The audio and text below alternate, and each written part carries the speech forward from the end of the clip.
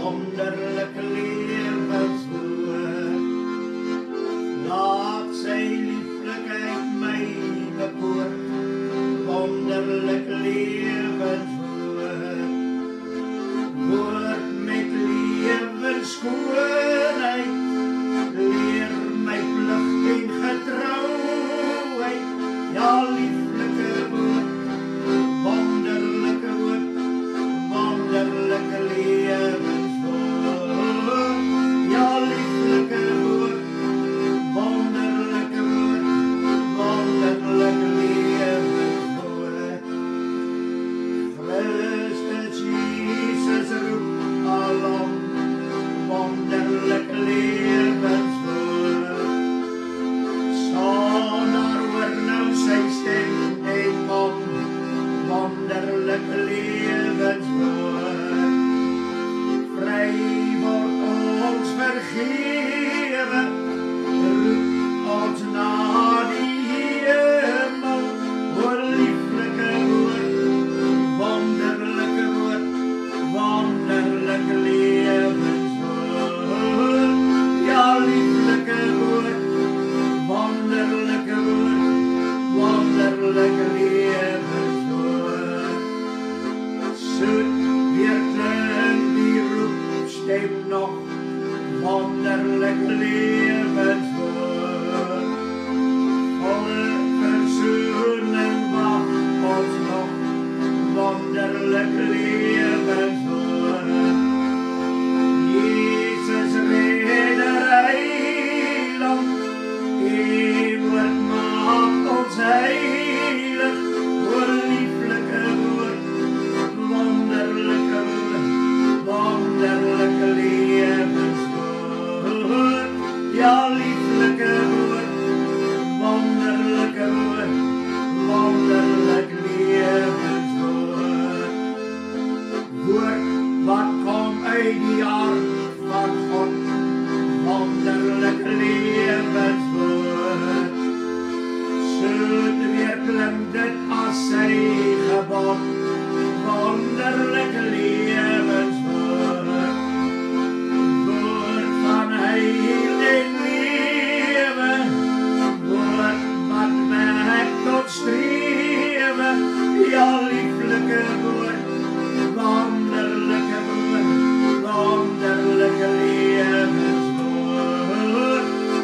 Lieflike woord, wonderlijke woord, wonderlijke levenswoord. Halleluja, lieflike woord, wonderlijke woord, wonderlijke levenswoord.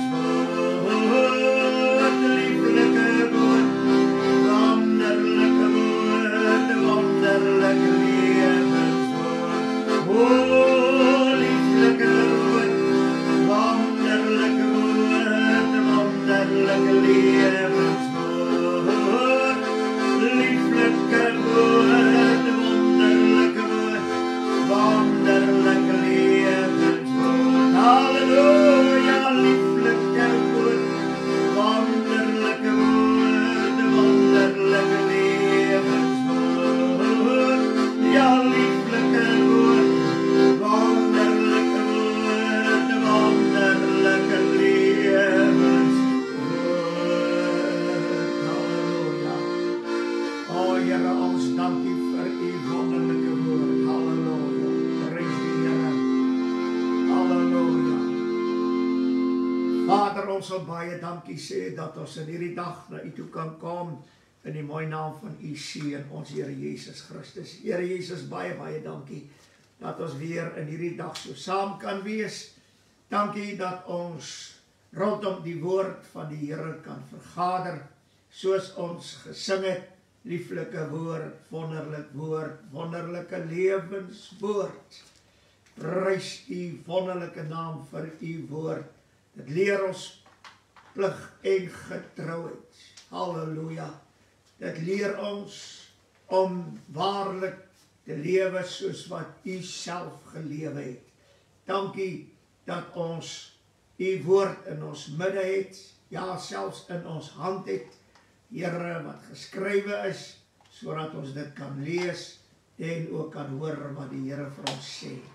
Halleluja, ons gee aan die Here God al die eer in hierdie dag, dat ons weet dat sy woord is waaragtig, sy woord is ja en amen, en o Here, dis deur u woord wat u gespreek het, alles ontstaan het, wat bestaan. Eer u, dat ons in hierdie dag aan u al die lof en die eer ook kan bring, dat die woord van die Here lewend geword het in ons binneste, en dat die woord het vlees en bloed deelagtig geword. Here Jesus, ons wil u loof daarvoor. Halleluja. So wil ons saam bid. Dan weer eens, Here, vir almal wat siek is. Dankie dat in u woord is dit geskrywe. U wonderlike lewende woord, dat deur u wonde is daar genesing vir elke sieke. En daarom bid ons saam vir die siekes. O Here, ons wil u prys, want ons weet, u gee om. Ja Here, en u wil gesond maak, en u sal gesond maak. En daarom kom ons na u toe, met al die siekes. Ken hulle almal, Here, u hoor hulle gebede, dat u hulle moet antwoord en gesond maak. En ons vra dat die Here waarlik deur sy wonde genesing sal skenk aan elke sieke in Jesus se naam. Halleluja. Prys die Here. So bid ons dan ook saam, Here, vir al die gebedsversoeke. Daar so baie. Maar ons dank die Here dat hy is bewus van elke ene en niks gaan voor sy oë verby nie. Nee, Here, u oë deurloop die hele aarde om diegene kragtig te steun wie se harte onverdeeld op u gerig is. En daarom bid ons, Here, dat elke gebedsversoek, dat daardie hart onverdeeld op u gerig sal wees. Want dan sal die Here ondersteun en die Here sal krag gee en die Here sal uitkoms gee. Doen dit vir elkeen wat 'n gebedsversoek het in Jesus naam. So bid ons dan ook vir die reën.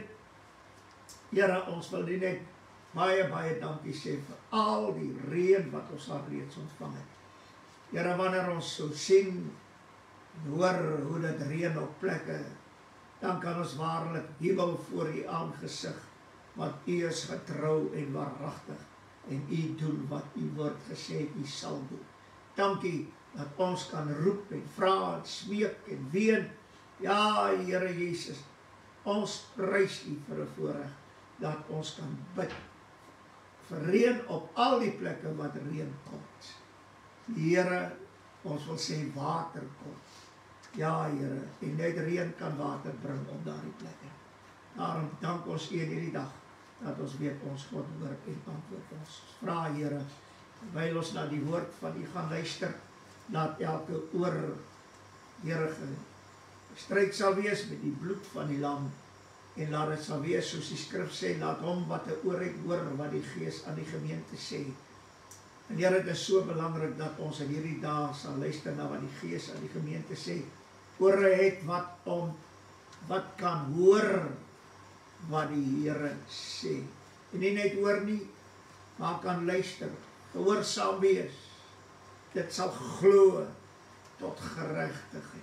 Baie dankie dat u dan elkeen so sal seën in hierdie dag, dat die woord van die Here, die ingeplante woord van die Here, met sagmoedigheid ontvang sal word, sodat die siele gered kan word. Ons eer u daarvoor. Halleluja. Baie dankie dat u elkeen nou seën in Jesus naam. Amen en amen. Prys die Here. Ek dank die Here dat ons so saam kan wees in hierdie dag, en ons groet julle almal in die mooi naam van ons Here Jesus Christus. Ek is Pastor Flippie Gerber en my telefoonnommer is 082 874 1705. U is enige tyd welkom om my te kontak oor enige iets uit die woord uit. Ek sal graag wil help. Prys die Here. En ons wil net baie dankie sê vir u almal wat saam gebid het vir Pastoor Willie Sanderson. En ons dank sy familie, en ons dank vriende, en ons dank die gelowiges. Daar so baie wat vir hom gebid het en besoek het, en selfs vir hom lekker goedjies aangedra. So ons eer die Here, want dit gaan met hom baie beter, en ons glo dat hy sal weer volmaak gesond word. Dank die Here net, dat die Here so goed is vir hom, want dinge wat gedink het verkeerd is, was toe nie verkeerd nie, en ons weet wat al die behandeling wat hy kry, dat die Here hom gesond sal terug huis toe stuur. Halleluja. Prys die Here en ons eer die Here vir die werk wat hy vir hom gedoen het. Ons dankie almal en die Here seën u daarvoor. Amen. Prys die Here en ons gaan nou na die woord van die Here luister en ons wil saam met die woord van die Here lees. Maar ek wil net dit vandag weer sê, die Here het my gelei om oor die 7 seels in Openbaring van die boekrol te praat. En die tweede seel het ons mooi geluister wat die woord van die Here sê. Hy sê, Openbaring 6 vers 4, en 'n ander perd, 'n 4 rooi het uitgekom, en aan hom wat daarop sit is gegee om vrede van die aarde af weg te neem, en dat hulle mekaar se doodmaak, en 'n groot swaard is aan hom gegee. Nou, die beginsel van alles is dit wat die woord van die Here sê, en ek wil dit net weer lees, want alles wat ek vandag aan u gaan bring, is alles in die boekrol weerspieël. En dit is so belangrik dat ons dit moet weet. Dit meen alles wat in hierdie boek geskrywe staan, Openbaring, ek wil net dit sê, waar hy so sê, die 18de vers van die 22ste hoofstuk van Openbaring, want ek betuig aan elkeen wat die woorde van die profesie van hierdie boek hoor. Nou, wanneer ons kom by die profesie van hierdie boek, dat die profesie van hierdie boek is gekoppel aan die profete in die Ou Testament, Daniël, Jesaja, Jeremia, al die profete is gekoppel daaraan. Alles wat die Here Jesus op aarde kom doen het, is gekoppel aan hierdie boek, die boek Openbaring, deur profesie. Alles wat Paulus, Johannes, Judas, Petrus geskrywe het, sendbriewe, is profetiese woorde, want Christus is die profetiese woord, en alles draai om hom. So die profesie van hierdie boek is gekoppel met die hele Nuwe Testament, profete ensovoorts. So wanneer ek die boek Openbaring lees, dan gaan ek lees van alles wat almal geskryf het in die res van die Bybel. So Openbaring bestaan nie net in een boek nie. Ek wil dit amper so sê, Openbaring is die hele Bybel. Jy kan die res van die Bybel nie afskei van Openbaring nie. Anderste is daar vir ons niks. Niks. Maar ek dank die Here dat ons dit so kan doen en dat die Here dit vir ons so oopgemaak het en so kan glo, sodat dit ons tot geregtigheid gereken kan word. Hy sê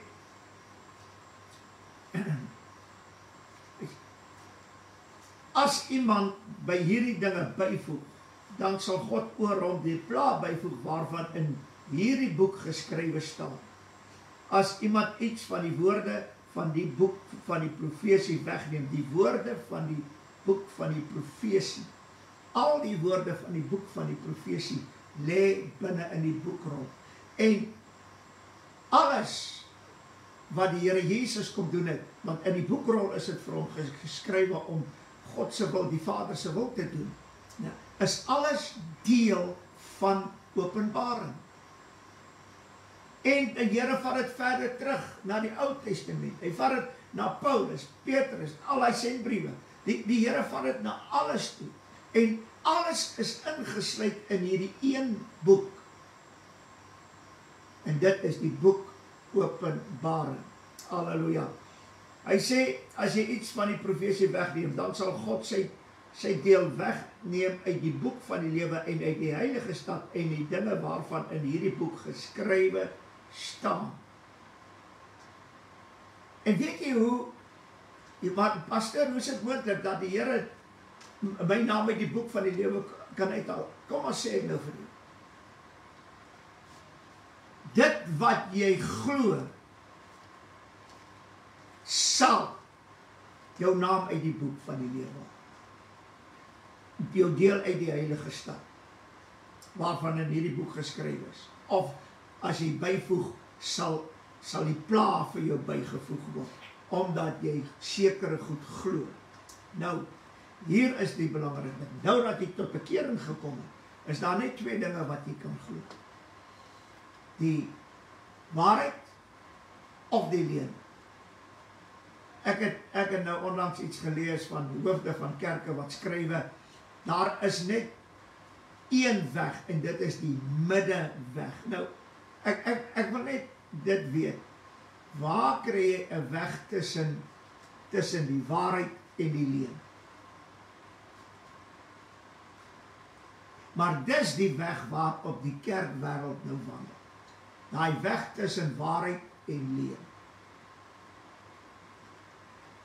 En ongelukkig het baie kinders van die Here die leuen begin glo en hulle dink hulle is op die weg en hulle is nog in die waarheid. En dit is nie so nie, hulle is nie meer in die waarheid. Hulle is in die leuen. Daar is nie 'n goue middeweg nie. Daar is nie, hoor wat ek vandag vir julle sê, daar is nie 'n middeweg nie. Wys my 'n middeweg tussen lig en duisternis. Wys my 'n middeweg tussen lig en duisternis. Nou sê hulle nee, as jy te regs is, jy's te konservatief. Nee. En as jy te links is, dan is jy liberalis en 'n kommunis en ek weet nie wat alles nie. Nou ek wil net 'n weg tussen die twee ook vind. Daar is nie 'n weg.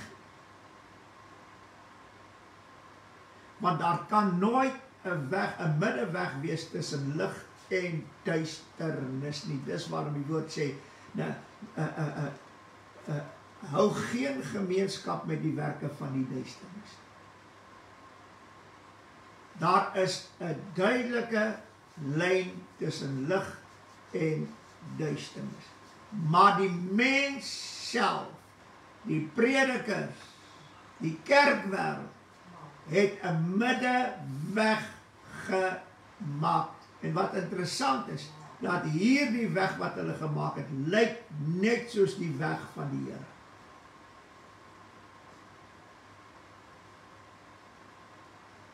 Dis waarom die woord sê, daar's 'n weg wat vir die mens reg lyk, maar die einde is daarvan die dood. Want die mens het hierdie middeweg geskep.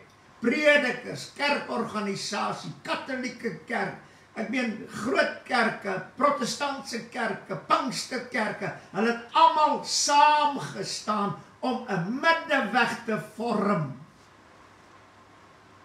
Jy moet tog net nie te naby aan die duisternis loop nie, en jy moet ook nie te naby aan die lig loop nie. Nee, jy moet tussen hierdie twee loop. Mens het hom geskep. Maar ek wil nie daarby stil staan nie. Ek word dit net gegee. En dit is waarom die woord van die Here dan in Openbaring sê, wat ek al 'n paar keer genoem het. En dis goed wat u glad nie moet vergeet nie. Ek weet, dis 'n Openbaring, hy sê in Openbaring 1, die openbaring van Jesus Christus wat God hom gegee het. Dit meen, God die Vader het aan sy seun 'n openbaring van homself gegee. En hy moet dit toon aan die diensknegte en engele, en dit aan Johannes te kenne te gee. So, dit meen, die Here Jesus, die openbaring is, die Here Jesus sien in die boekrol wat God se wil werklik, die Vader se wil werklik vir hom was. En nou moet hy dit openbaar. Christus self moet dit openbaar aan die engele en aan Johannes, wat opgeneem is in die hemel. Maar hy sê hierdie mooi woorde, wat getuig het van die woord van God en die getuienis van Jesus Christus, alles wat hy gesien het, dit meen Johannes. Hy sê, salig is hy wat die woorde van die profesie lees, en die wat dit hoor, en die wat dit en bewaar wat daarin geskrywe staan, want die tyd is naby. Nou om die woord wat jy hoor eers te lees, want as jy lees, moet jy hoor. As jy hoor, moet jy luister. As jy luister, moet jy gehoorsaam wees. As jy gehoorsaam is, dan moet jy die woord glo. En as jy dit glo, sal dit jou tot geregtigheid gereken word. Baie mense vra, maar hoe kan ek die stem van die Here hoor? Hoor wat ek vandag vir u sê. Lees die woord, hoor die woord, want as jy die woord hoor, dan hoor jy die stem van die Here, want hy praat uit die woord uit. Dan sal jy dit sien, jy sal luister, jy sal gehoorsaam wees, jy sal dit glo, jy sal dit bewaar, en dan sal dit jou tot geregtigheid gereken word. Halleluja. En dit is baie belangrik, dit meen elke keer as jy die woord lees, dan hoor jy die stem van die Here. As jou ore oop is, sal jy die stem van die Here hoor, as jy hierdie Bybel lees. En dan sal die Heilige Gees kom, en nog met jou praat, om die verborgenhede vir jou oop te maak. Halleluja. So as jy nie kan hoor hoe die Here met jou praat nie, dan lê die fout daarin dat jy lees, maar jy hoor niks. Jy hoor nie sy stem as jy lees. En dit is waarom jy die woord moet lees, sodat jy kan hoor, verstaan, luister, alles, en dan kan jy dit bewaar. Prys die Here. Dit is baie belangrik. En ek wil net verder gaan met dit wat die Here vir my gegee het. Ek wou net dit genoem het, want mense verstaan nie baie mooi hoe die Here met 'n mens praat nie. Dit is hoe die Here met jou praat. Uit sy woord. Halleluja. En ek wil hê dat ons moet saam lees, ek het dit al reeds gelees, maar ek gaan Lukas 12 vers 49. Die Here Jesus sê, ek het gekom om vuur op die aarde te werk. En hoe wens ek dat dit al aangesteek was? Vuur op aarde. Weet jy wanneer het die Here hierdie vuur aangesteek? Op Pinksterdag. Toe die mense in die oppersaal gedoop is met die Heilige Gees en met vuur, toe steek die Here die vuur aan die brand. En dan gaan hy verder. Lukas 12 vers 51. Dink julle dat ek gekom het om vrede op aarde te gee? Nee, sê ek vir julle, maar eerder verdeeldheid. En hier is 'n baie belangrike ding. Wanneer is mense verward? Wanneer is mense verdeel? Wanneer hardloop mense rond om te probeer red? Dit is as daar 'n vuur in jou huis uitbreek. As daar 'n vuur in 'n gebou, 'n vuur selfs in die veld uitbreek, dan skarrel die mense, almal wil help, en hulle is verdeeld, en die ene maak so, en die Heilige Gees vuur het verdeeldheid gebring. Pastor, wat sê jy nou? Die Heilige Gees vuur het verdeeldheid gebring. En dis waarom die Here Jesus sê, en sê, ek het nie gekom vrede op aarde nie, maar eerder verdeeldheid. Vuur het ek aangesteek. En ons het dit ook gelees wat die Here gesê het, ek het nie gekom vrede te bring nie, maar die swaard. So daar's 3 dinge wat gebeur het. En dit is verdeeldheid, Kom ons begin. 4, verdeeldheid, swaard. Dit meen 4 veroorsaak verdeeldheid, en verdeeldheid bring die swaard. En wanneer koninkryke verdeel word, nasies en tale en mense, wanneer hulle verdeeld begin raak, is nie lang nie, dan neem hulle die swaard op. Halleluja. En dit is die tweede seël wat gebreek is. Maar ek wil verder gaan met die tweede seël. Ek meen, oral te lees ons, ek meen in die Fariseërs, ek meen hulle sê, hierdie man kom nie van God nie, dis die Here Jesus, want omdat hy die Sabbat nie hou nie. En daar was verdeeldheid onder hulle gewees. Daar het verdeeldheid onder die Jode gekom as gevolg van die woorde van die Here. Nou Paulus sê, sodat daar geen verdeeldheid in die liggaam mag wees nie. Dit meen in die liggaam van Christus. En nou kan jy sê, pastoor, daar is baie verdeeldheid vandag in die liggaam van Christus. Nee. Die liggaam van Christus kan geen verdeeldheid hê nie. Maar die gemeentes van God, onder hulle is daar groot verdeeldheid vandag.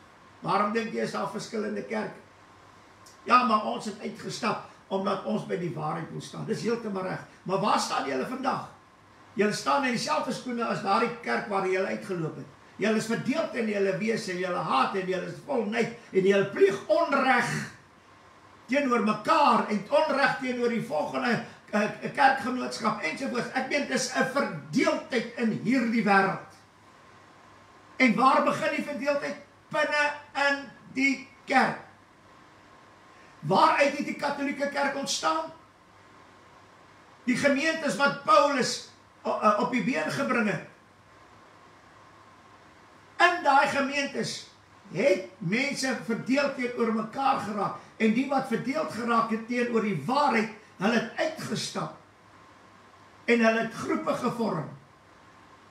Ja, en toe het die katholieke kerk later uit daai groepe wat verdeeld geraak het, uit daardie groepe het die katholieke kerk verstaan. Dit meen uit 'n verdeelde kerk of gemeente.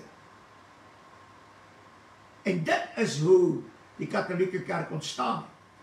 En wat nou interessant is, die katholieke kerk in onsself verdeel onsself. Die 50% is die Christelike geloof en 50% is die Baal-aanbiddery. Dis opgeskryf so.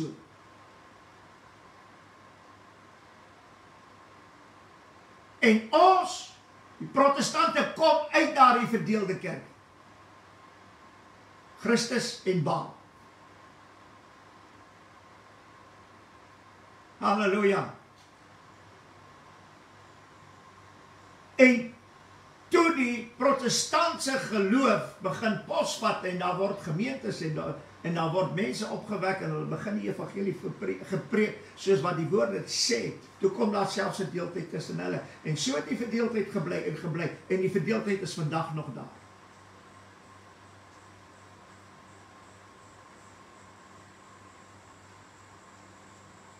En wat hier gebeur is, die gemeentes, Paulus sê, hulle moet nie twis nie, jaloers, toornig, verdeeldheid, kwaad praat en misdraad, verwaand, wanorde ensovoorts, want dit veroorsaak alles verdeeldheid.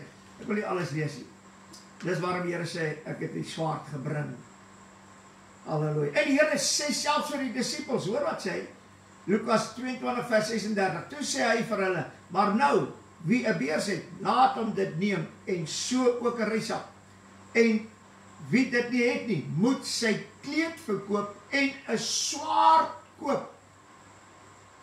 Paulus het met rowers geveg. Paulus het met diere geveg. Want daar is verdeeldheid.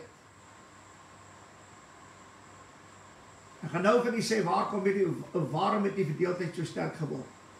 Halleluja. Ek meen, ons kry net een swaard in die gees, en dit is die woord van die Here.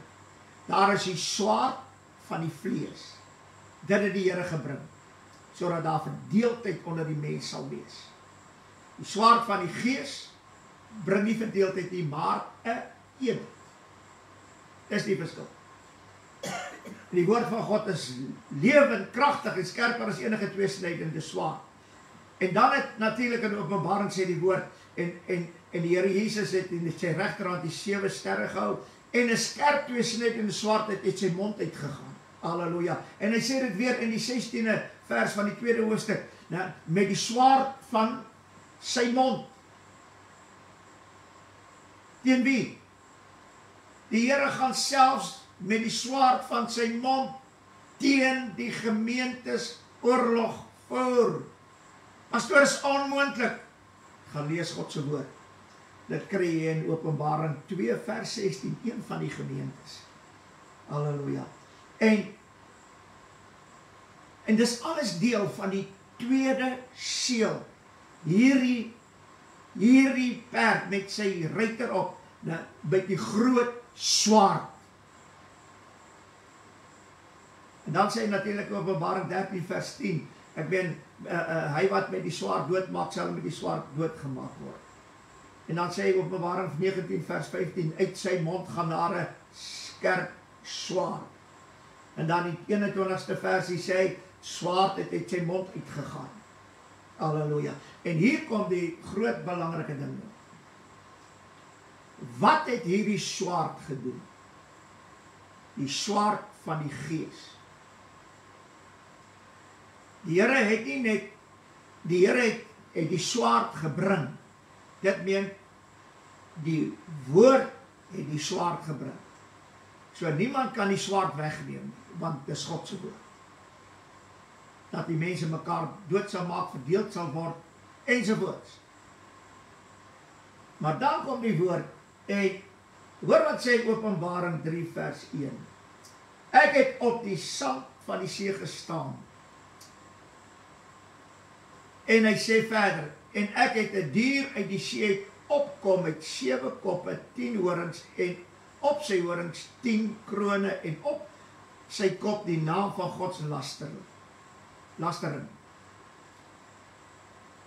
En hier kom die groot geheim van dit alles.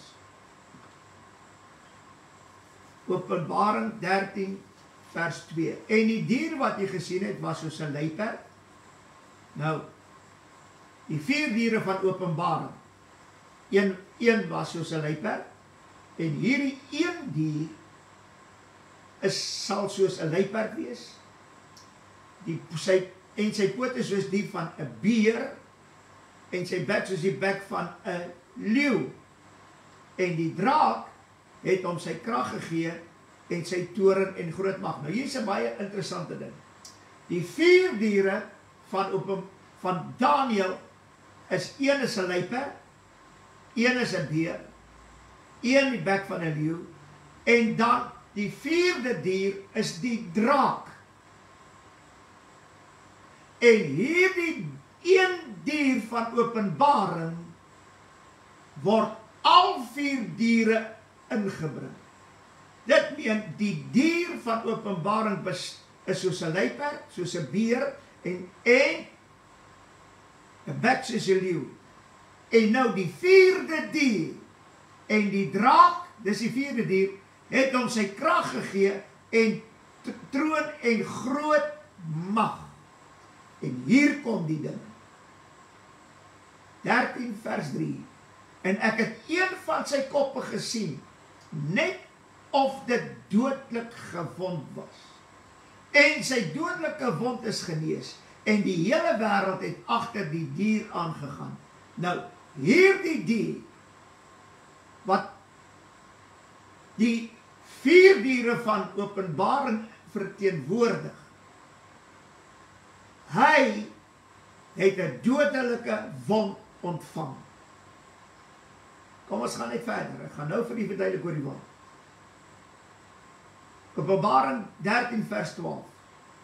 En hy oefen al die mag van die eerste dier voor sy oë. Dit is nou die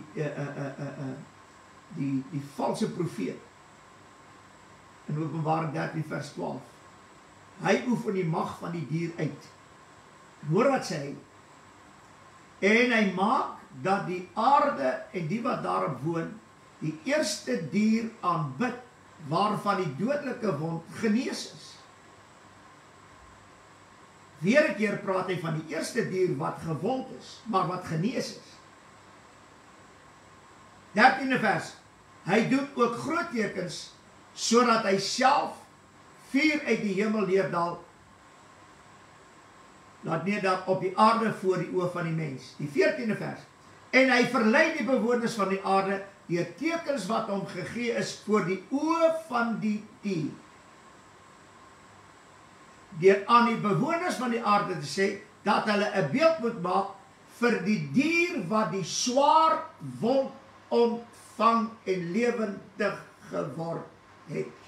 Halleluja. Hierdie ding is in my so wonderlik. Wanneer ons Openbaring 12 gaan lees, dan sien ons die draak, die ou slang, die duiwel met sy engele. Nou, hy het oorlog gevoel teen Michael. En Michael het hom oorwin en hy het die dier met sy engele het hy uit die hemel gewerk en hulle op die aarde gegooi. Hier kom die wonder van die dag. Christus is gebore. Nou Openbaring 12, as die Here wil, dan sal ek dit later verduidelik. Maar met die geboorte van Christus is die ou draak uit die hemel gegooi. Want die geveg tussen die twee is op aarde, nie in die hemel nie. Dit is hier waar Christus hierdie dier moet oorwin. Maar toe die Here spreek, ek het nie gekom om vrede te bring nie, maar die swaard. Toe doen die dier, die ou draak, die ou slang, toe doen hy 'n dodelike, toe kry hy 'n dodelike wond. Dodelike wond, dit meen hy sterwe, hy kragteloos geraak, dat selfs die kinders van die Here kan hom oorwin, vandat Christus hom gewond het. 'n dodelike wond, 'n swaard wond. Wat is die swaard wond? Die woord van God, wat soos 'n skerp tweesnydende swaard uit die mond van die Here Jesus gaan, het die ou draak, die ou dier gewond met 'n dodelike wond. Dis waarom die skrif sê, hy het 'n swaard wond ontvang. Maar wanneer hy na vore kom in Openbaring 13, sal die swaard wond genees. Maar nou is dit nie meer 4 koninkryke nie, of 7 koninkryke nie. Daai koninkryk is verby, die woord sê hulle is verby. Maar hy verteenwoordig hulle hier in Openbaring 13. Maar hy het 'n swaard wond ontvang, die dag toe die Here Jesus sê, ek het gekom om verdeeldheid te bring. Ek het gekom om die swaard te bring. En wat die belangrik is van hierdie hele verdeeldheid is, die woord van die Here sê, die Here praat hoeveel keer daarvan, en hy sê, praat van die koninkryk van die duisternis, hy sê, is 'n verdeelde koninkryk, en 'n koninkryk wat verdeeld is, kan nie bly staan nie. En Christus het hierdie koninkryk kom verdeel, en hy het hierdie draak, die ou dier, 'n dodelike wond toegedien. En hy het gesterwe. Hy werk nog steeds, maar ons kan hom oorwin, want hy is klaar dood. Halleluja. Maar sy werke gaan nog aan. En dit was in my baie wonderlik. En dan kom ons by Daniël, en ons kom by die tweede hoofstuk in Daniël, die 28ste vers. Hy sê, maar daar is 'n God in die hemel wat geheime openbaar. En hy het koning Nebukadneser bekend gemaak wat aan die einde van die dae sal gebeur. Hierdie dier van Openbaring 13 sal aan die einde van dae geopenbaar word. Aan die einde van dae, die tyd waarin ons lewe, sal hierdie dier geopenbaar word. En die tyd is naby dat dit sal gebeur. Ek sê verder,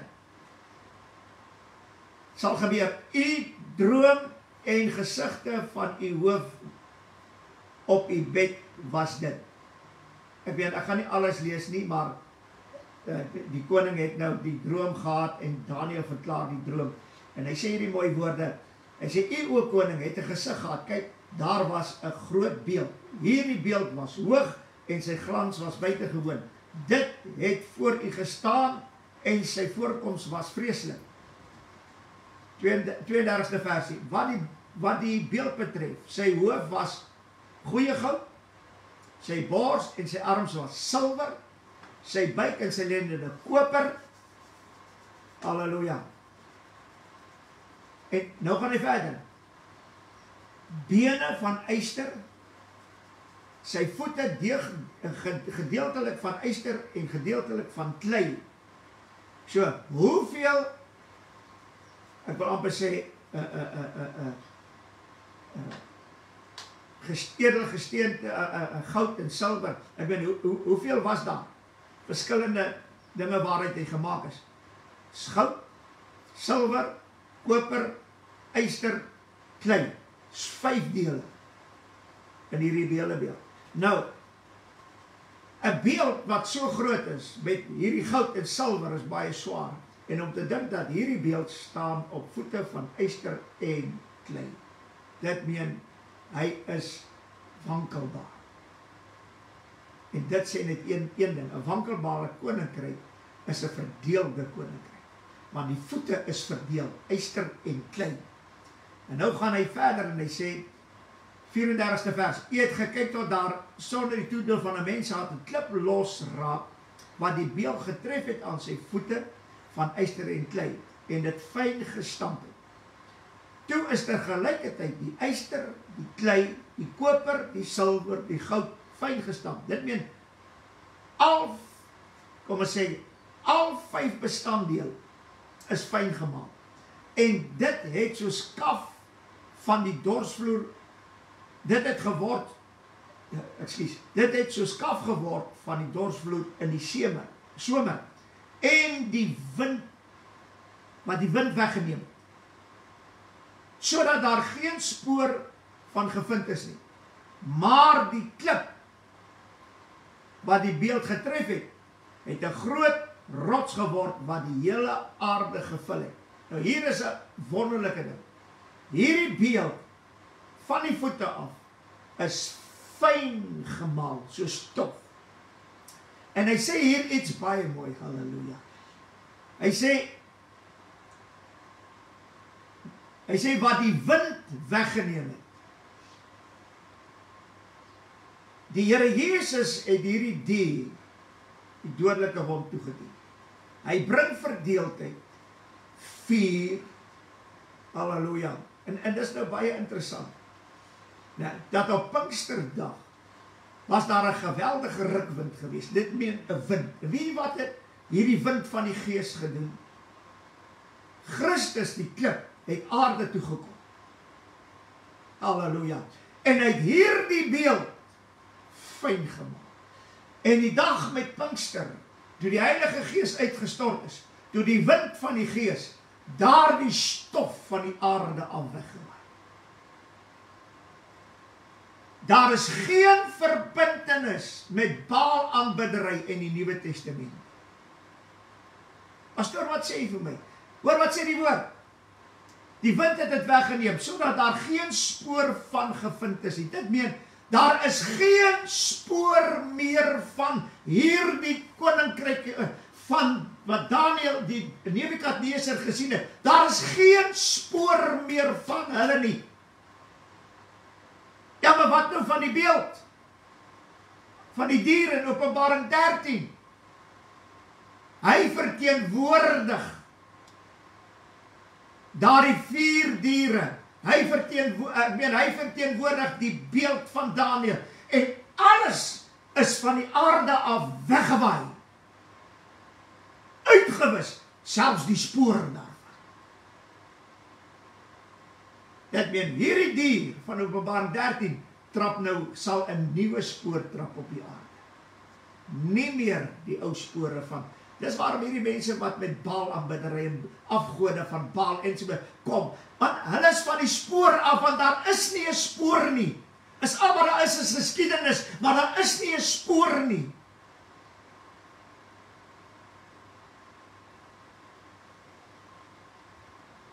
Hy sê, maar die klip wat die beeld getref het, het 'n groot rots geword en die hele wêreld gevul. Wie wat het hier gebeur? Hierdie klip kon net 'n rots word, omdat wanneer hierdie evangelie aan die hele wêreld, dis waarom die Here in Matteus 24 sê, en hierdie evangelie van die koninkryk moet verkondig word aan die hele wêreld, tot 'n getuienis vir al die nasies. En soos wat hierdie evangelie verkondig word, het hierdie klip 'n rots geword, en dit het die hele aarde gevul. Dit meen, hierdie evangelie sal die hele aarde bereik. Halleluja. O, prys die Here. Halleluja. En dan sê Samuel sê iets baie mooi. Hy sê 23 vers 22. Hy sê, gaan tog heen, maak verder klaar en ondersoek en bekyk die plek waar sy spoor is. Wie hom daar gesien het, want aan my is gesê dat hy baie lustig is. Wie is baie lustig? Die ou duiwel. Die lustigste van al die diere. Maar sy spoor sal weer getrap word met die dier. Van Openbaring 13. Dis waarom hy hulle in die lig is. Die Here het hulle van die aarde af weggejaag. Lig is al waar die duiwel kan plaan. Dit is in ons, by ons. En hy vaar binne in mense in, en so aan. Maar hy kan, daar's nie meer 'n spoor wat hy kan trap nie. Die spoor sal eers weer getrap word die dag as die dier verskyn. Prys die Here. En hierdie is baie interessant. Halleluja. Daniel sê dit, Daniel 2 vers 41, en dat die voete en die tone, soos u gesien het, deels van potterbakkersklei en deels van yster was. Nou, ek wil net hier iets verduidelik. Yster bly yster. Jy kry klei, en dan kry jy potterbakkersklei. En as jy in die Engelse Bybel dit gaan lees, ja, dis baie mooi. Maar die Afrikaanse Bybel praat van pottebakkersklei. Waarom? Hoor wat sê die woord hieroor in Daniel. Dit sal 'n verdeelde koninkryk wees. Dit meen, die koninkryk van die dier van Openbaring 13 sal 'n verdeelde koninkryk wees. En waarom? Want Christus het verdeeldheid gebring, en hy het die swaard gebring, en hy het die vuur gebring. Daar kan nie meer 'n verenigde koninkryk wees soos Openbaring is, soos Daniel, die 4 diere en die beeld van Daniel. Daar sal nooit weer 'n verenigde koninkryk van die duiwel wees nie. Christus het hom verdeel, en die dier sal regeer oor 'n verdeelde koninkryk. Yster en klei. Maar kom ons kyk wat gaan gebeur in hierdie koninkryk van die dier. Halleluja. En van die hardheid van die yster sal daarin wees, die hardheid van die ysters, omdat u die yster met klei grond gemeng gesien het. Nou sê hy verder, en dat die tone van die voete deels van yster en deels van klei is 'n gedeelte van die koninkryk sal hard wees, en 'n gedeelte sal bros wees. Dit meen, die harde en die bros. Wie is die brosse deel van hierdie koninkryk? Die Christene, die Christelike wêreld, hulle wat Christus nie dien nie, maar hom bely, hulle is deel van die, kom ons sê, van die sagte nas, sagte deel, en die Antichrist gaan met 'n verdeelde koninkryk sit, van hard en sag, pottebakkers klei. En hy sal nie een se part kan vat nie. Dit is waarom hy die eerste 3,5 jaar soos Christus sal wees. Hy sal nie die hardes vervolg nie, en ook nie die sagtes vervolg nie. Hy moet heers oor die hele wêreld. En hy kan net heers as hy albei regverdig behandel. En dit is wat hy gaan doen. Hy gaan goed doen aan die yster en goed doen aan die klei, want die woord van die Here sê vir Kain, hy sê, het jy nie geweet dat het goed doen daar vir jou verheffing is nie, en om hom tot bo alle God, bokant elke God te verhef en gelyk te word aan die Almagtige, moet hy goed doen aan die yster, en hy sal goed moet doen aan die klei, sodat hy verhef kan word, en selfs in die tempel van God sal kan sit, as God. Hy gaan nie net daar kom nie. Die woord het gespreek hoe dit sal gebeur.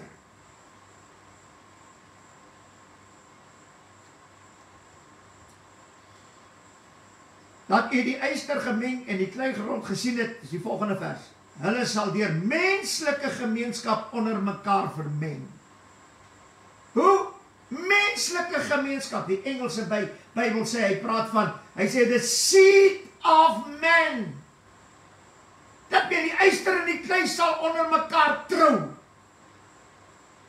Hoereer, egbreek pleeg.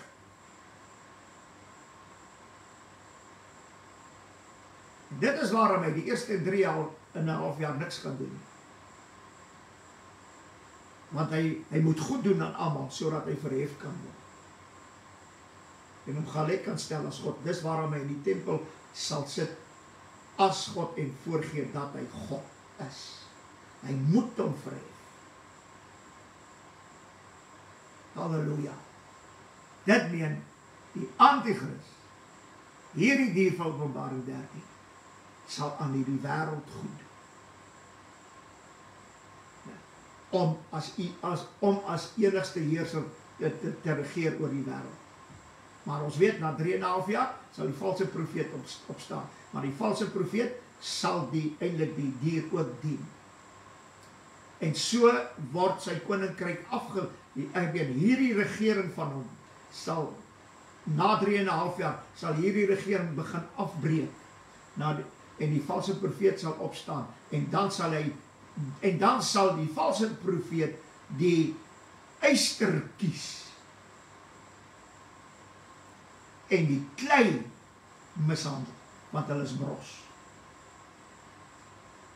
Eerste 3,5 jaar gaan die Here nie toelaat dat die yster die klei mishandel nie.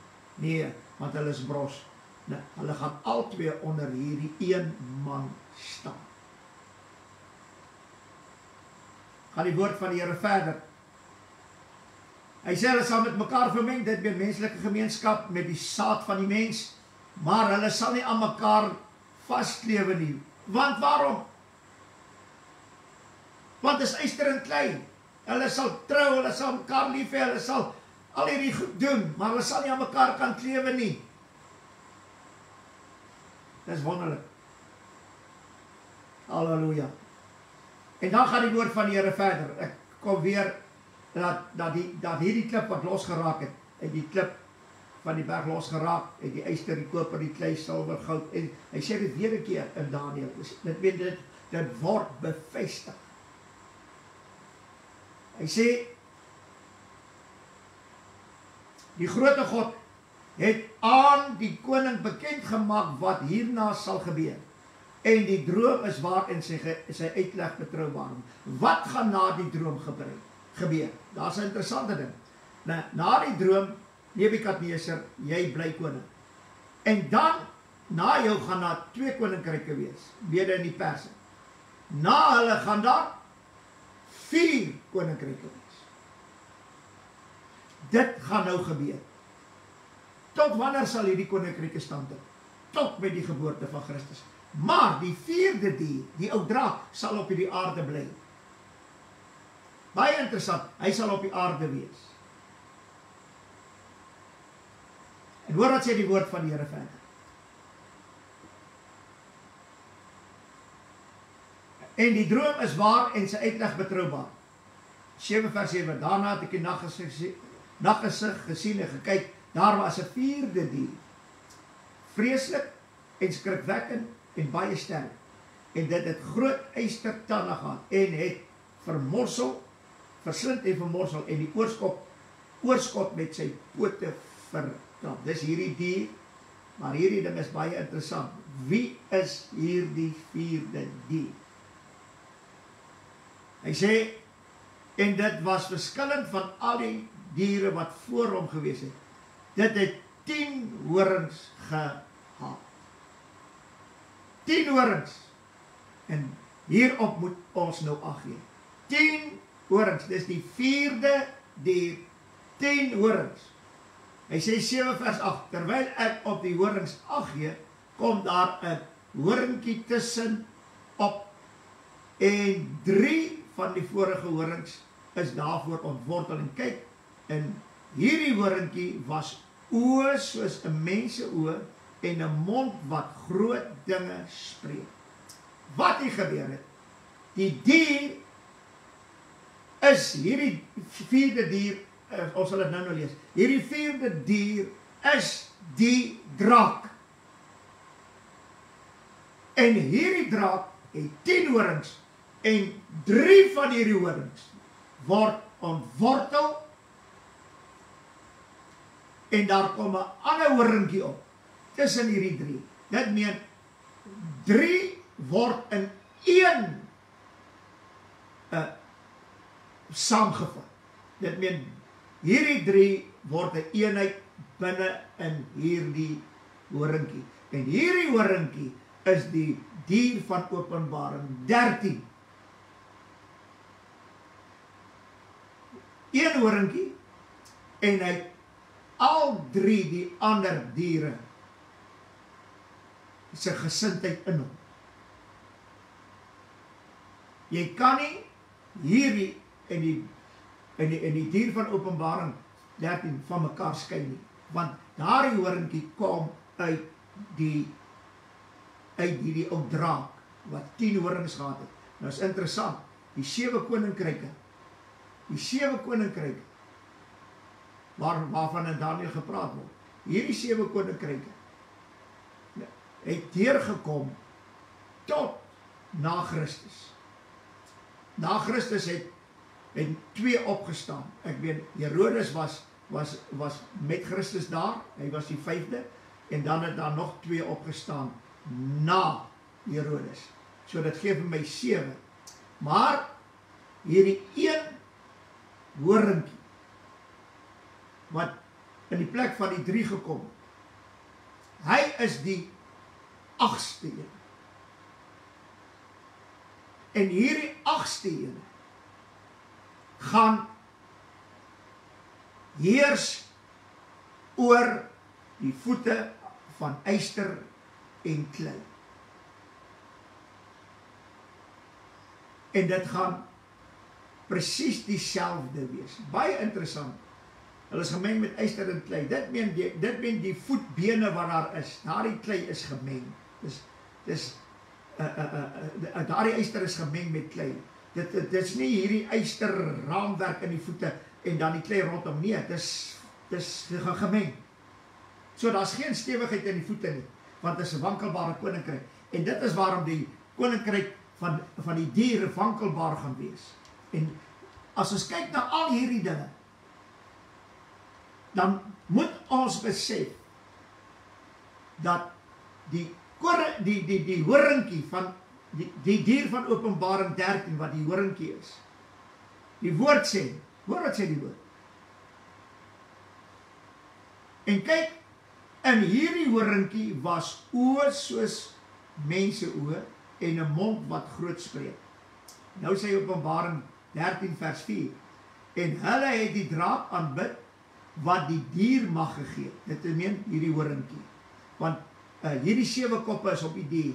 Dit meen hierdie 3 koppe wat hulle horingkies verloor het en net een het is hulle opgekom het. Ek meen dis nog die draak wat kan mag gee. Maar sy mag is hom ontneem toe Christus hom wond met 'n swaard wond, die woord van God. En 4 verdeeldheid en 'n swaard bring. Toe hy geen mag nie. Maar hier word die dier lewendig. Hy word gesond. Dit meen nou kan hy weer mag gee. Dis alles op grond van God se woord. Dis God wat dit gespreek en dis hierdie dier wat uit homself weer mag gaan kry nie. Nee. Die Here Jesus Die woorde wat hy gespreek het, sal weer vir hom mag gee. Nou gaan hy verder en hy sê hierdie mooi woorde. En die dier aanbid het gesê, wie is aan die dier gelyk en wie kan teen hom oorlog voer? 13 vers 5. En 'n mond is aan hom gegee, presies soos in Daniël, wat groot woorde en godslasterlike lasteringe uitspreek. En aan hom is mag gegee om dit 42 maande lang te doen. Nou sê hy 42 maande lang, dit is 3,5 jaar. Nou gaan hy verder en hy sê, Openbaring 13 vers 6, en hy het sy mond oopgemaak om te laster teen God, om sy naam en sy tabernakel en die wat in die hemel woon te laster. En ek wil nou vandag vir iets sê, hierdie brosklomp, daar is, as jy na die katholieke kerk se beweging kyk, en jy kyk na protestantse kerke se bewegings vandag, gaan hulle deel van hierdie, hulle gaan niks doen aan hierdie deel, die dier wat so teen die Here praat nie. Hulle gaan niks doen nie. Niks nie. Halleluja. Daar sal onder hulle wees dat wat sal uitsprake lewer, maar so ek sê, die dier sal niks aan hulle kan doen voor die einde van 3,5 jaar. Nou gaan hy verder en hy sê vir hulle die mooi woorde. Nou kan hy sê, ja, maar die woord sê, die dier sal teen hulle oorlog voer en hulle oorwin. Hy het teen hulle oorlog gevoer, waar? Met die valse profeet. Hy gebruik die valse profeet. Halleluja. Want die valse profeet spreek van Christelikheid. Of het nou Islam is, en of het nou Christene is, en of het nou Jode is, ek meen, hy sal 'n valse profeet wees, oor al hierdie geloof. Halleluja.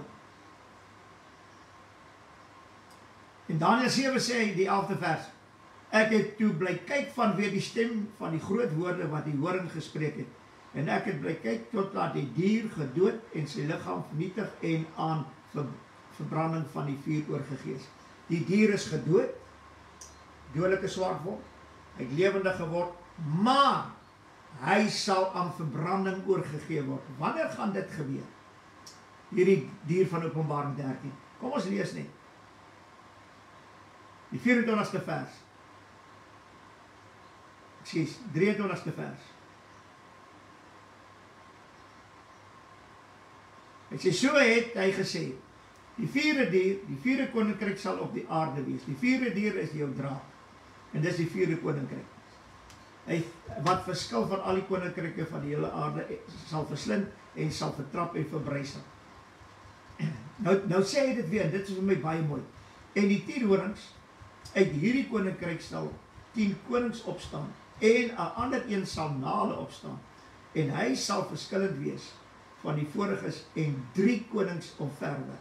Dit meen die een wat, daar is 10 konings, 3 word ontwerp, en daar is 7 wat oorbly, en 1 wat in Openbaring 13 na vore sal kom. Halleluja. En hy sê dit weer, Daniël 7 vers 25, en hy sal woorde spreek teen die Allerhoogste, en die heiliges van die Allerhoogste mishandel, en hy sal probeer om tye en wette verander, en hy sal in sy hand oorgegee word, en hulle sal in sy hand oorgegee word, die tye, en die helfte van tyd. Dit meen, wat gaan gebeur? Hy gaan 3,5 jaar regeer, sonder dat daar 'n valse profeet is. Die valse profeet sal eers na eerste 3,5 jaar opstaan. Hy sê maar, 26ste vers, die gereg sal sit, en hulle sal om sy heerskappy ontneem, en dit vergoed vertel en vernietig. Hoe is hierdie dier vernietig? Openbaring skryf daarvan. En hulle sal, hy sê in Openbaring 17 vers 14, en hulle sal teen die lam oorlog voer. Wie? Hierdie dier, met sy konings, met sy leermagte, sal teen Christus oorlog voer. Wanneer die Here Jesus kom, na die verdrukking van daardie dag, né, sal hulle optrek na Jerusalem en teen Christus oorlog voer. En die lam sal hulle oorwin, want hy is die Here van die Here en die koning van die konings.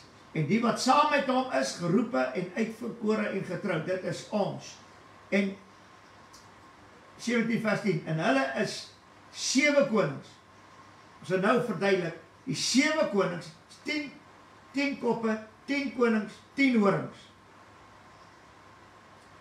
3 is ontwortel, 1 het uitgekom. En hulle is 7 konings. 7 konings, daardie 7, ek wil het so uitdruk, dat die 7 konings wat uit Nebukadneser se beeld na vore gekom, en uit die 4 diere, hulle het oorgegaan na die, ek amper sê, hulle word weer verteenwoordig in die Romeinse Ryk, waar daar ook 7 konings sal wees. So ek gesê, die 5de ene was Herodes, en dan daar 2 name opgekom. Dit meen, hierdie 7 konings praat hy nou hiervan. En hulle is 7 konings, 5 het geval en 1 is. 5 het geval, 1 is. Halleluja. En 'n ander een het nog nie gekom nie. En wanneer hy kom, moet hy 'n kort tydjie bly. Dit meen, daar 7 konings, 5 het geval, 1 is, en daar moet nog 2 kom, en dan moet daar nog 1 kom. En dit is hy wat die Antichrist is. Maar hy gaan eers kom waar? Aan die einde van die dag.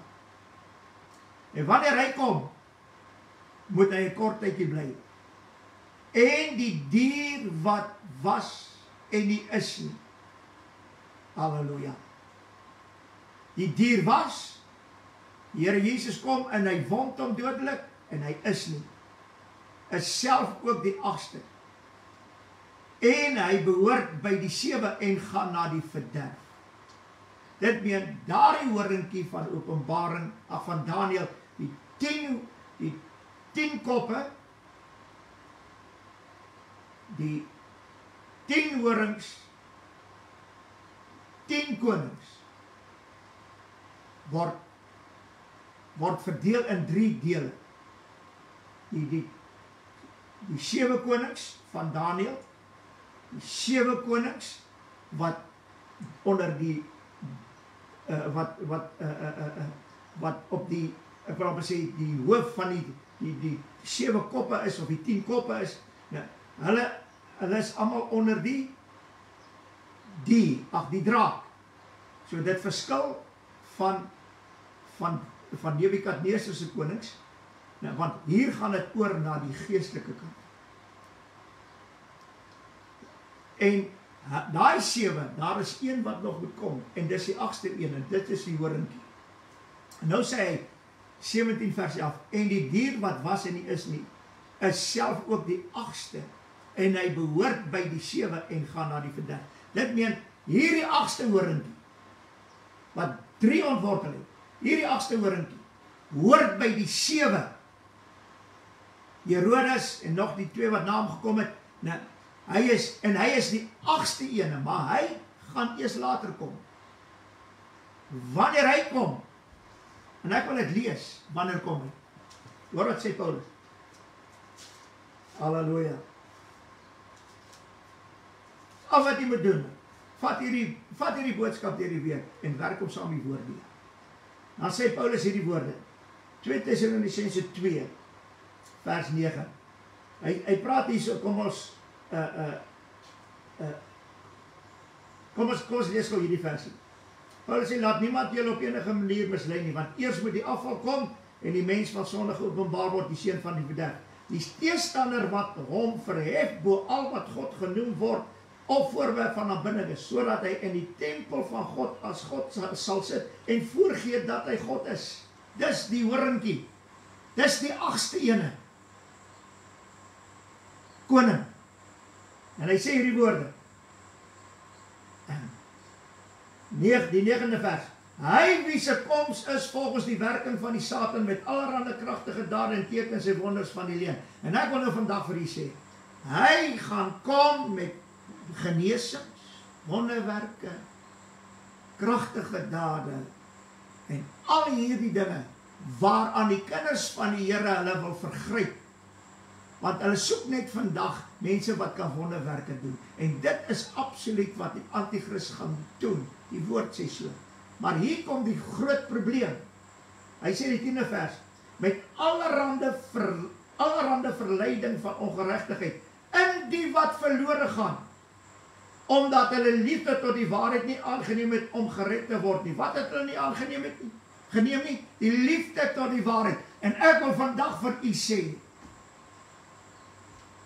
daar is, ek wonder, as ek 'n getal kan noem, ek wonder of daar in die Christelike wêreld, of daar 10% is wat lief vir die waarheid is. Die woord sê,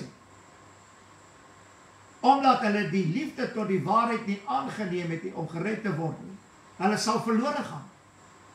As jy die liefde tot die waarheid nie aangeneem het nie, want die liefde tot die waarheid laat my die waarheid glo, laat my die woord van God glo, en dan word dit my tot geregtigheid gereken.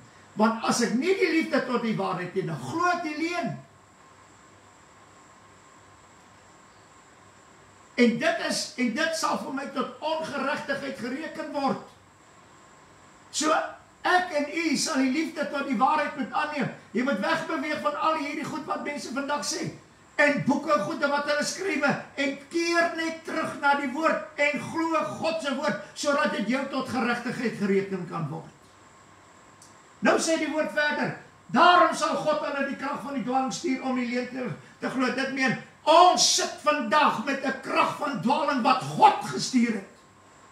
Maak net jou oë oop. Hoor hierdie woord van die Here. Glo dit. Hoor wat sê die woord van die Here. Halleluja.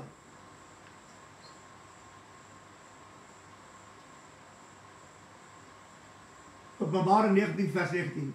En ek het die dier en die konings van die aarde en hulle leers versamel gesien om oorlog te voer teen hom wat op die perd sit en teen sy leers. Wanneer gaan hierdie leers hulle versamel? Ek wil nou net vandag vir u dit sê. Dit sal met die wederkoms van Christus wees. Dan sal daar nasies, nie nasies, die konings met hulle leermag, sal optrek na Jerusalem, deur die Eufraat wat droog gegaan het, wat droog is, om oorlog te voer teen Christus. En ek wil vandag vir u, as ek dit al duisende male van jou, vir jou kan sê, dat jy net kan verstaan, dit is nie die slag van Armageddon nie. Dit is die slag waarin die Here Jesus, die dier en die valse profeet gaan oorwin en hulle bind en in die ewige hel werk. Hoor wat sê die woord? Ek gaan dit vir u lees, want dis wat God se woord sê. Hy sê op Openbaring 19 vers 20, en die dier is gevange geneem en saam met hom die valse profeet wat die tekens in sy teenwoordigheid gedoen het, waarmee hy hulle verlei het wat die merk van die dier ontvang en sy beeld aanbid het. Lewend is die twee in die poel van vuur met swaal gebrand. Hy sê, en die ander is gedood. Wie? Die konings met hulle leers, nie die nasies nie, asseblief. Halleluja. As hierdie klomp valse predikers wat oor die wegraping ons is die bruidheid preek, en hulle praat van, dan Christus gaan alles, daar gaan nie so 'n oorlog wees nie, met die wederkoms nie. Die Here Jesus gaan net die dier en die valse profeet in die hel werk, en die konings met hulle leers, die nasies is allemaal nog by hulle huise. Dis nie die slag van Armageddon nie. Daar is niemand wat dit uit die woord uit kan wys nie. Hulle sê net goed omdat hulle God se woord nie verstaan nie, omdat hulle leuns aan die hand van 'n wegraping, ons is die bruid, 'n huwelik in die hemel en die regterstoel aan die hemel, moet hulle so preek en die woord verkondig dat die slag van Armageddon ingebring moet word. Hulle weet nie met wat se dwaasheid hulle besig is.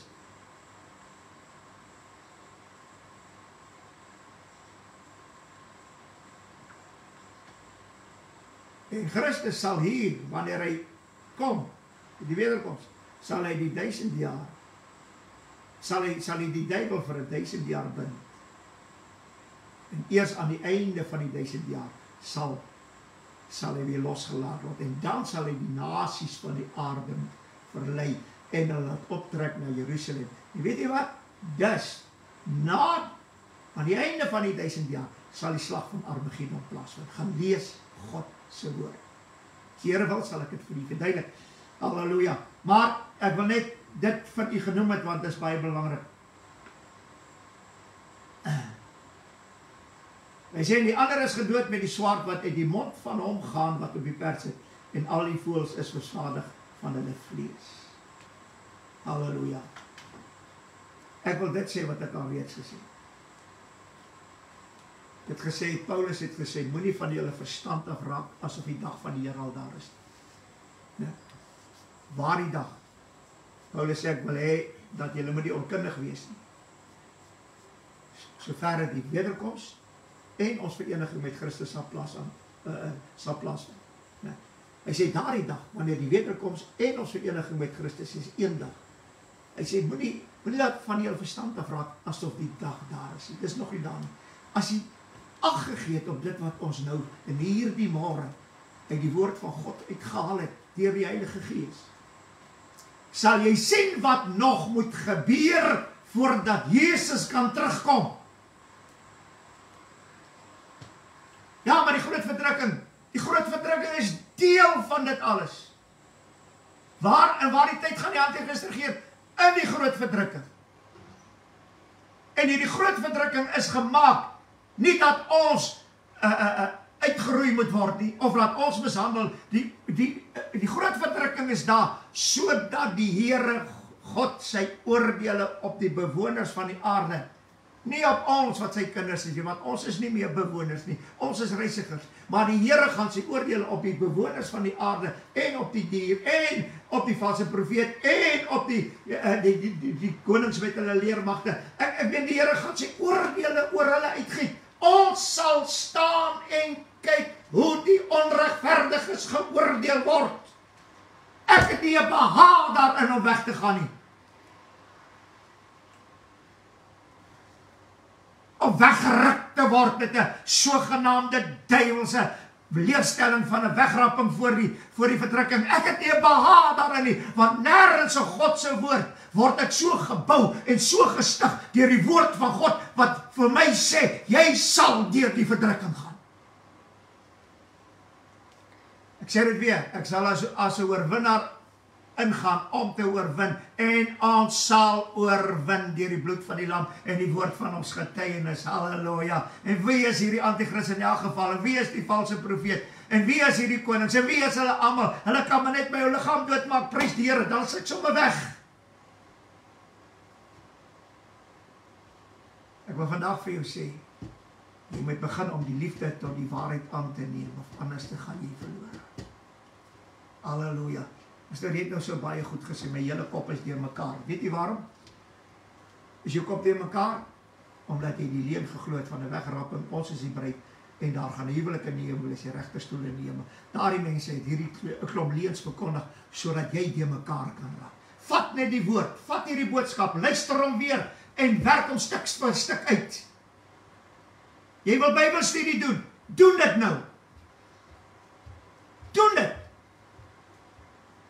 Jy het genoeg inligting, elke boodskap wat ek bring, het jy genoeg inligting om vir 'n hele week lank Bybelstudie te doen. Vra ander mense om saam met jou te kom, en doen 'n bietjie 'n Bybelstudie oor hierdie goed, en kyk wat die woord van die Here werklik sê. Moenie hierdie klomp lelaars glo nie. Neem die liefde tot die waarheid aan, sodat jy gered kan word. Vader, ek wil baie dankie sê vir die onfeilbare woord.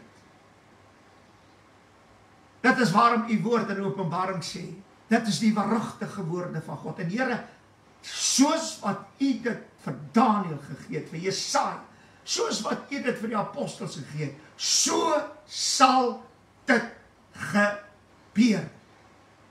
Here, die ou duiwel en die antichrist probeer om die tye te verander.